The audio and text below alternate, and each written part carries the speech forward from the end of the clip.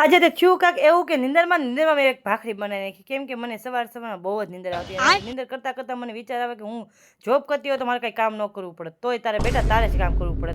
અને આપણે જો બ્લેક એન્ડ બ્લેકમાં રેડી શેડી થઈને બધું કામ પતાવી અને જો આપણે ક્યાંક જવાનું છે બહાર, ક્યાં જવાનું છે હું તમને નેક્સ્ટ વિડીયોમાં કહીશ. જો મારી ચેનલ તમે સબસ્ક્રાઈબ કરશો ને તો.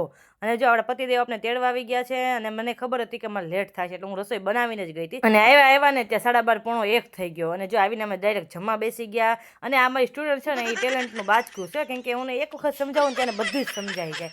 એ ટેલેન્ટેડ માણસો છે મારી જેમ. અને જો આપણે પાછા રેડી શેડી થઈને જવાનું છે બહાર, કેમ કે સવારનું કામ છે ને આપણે અધૂરું છે. આપણે જઈએ છીએ બહાર અને અડધે સુધી મારે હાલીને જવાનું છે, કેમ કે મોદી સરકાર છે ને એ 12 મહિનામાંથી 11 મહિના તો એ રોડ ખોદેલા જ રાખે. શું કરવું? એટલે ગાડી ચાલે એમ નહોતી ને, તો મારા પતિદેવને મેં કીધું અડધેથી ચાલીને આવીને અડધેથી પણ તેડવા આવ્યા છે. મારા પતિદેવ જો તો કેવું સામું જોઈ જોઈને દાંત કાઢે છે.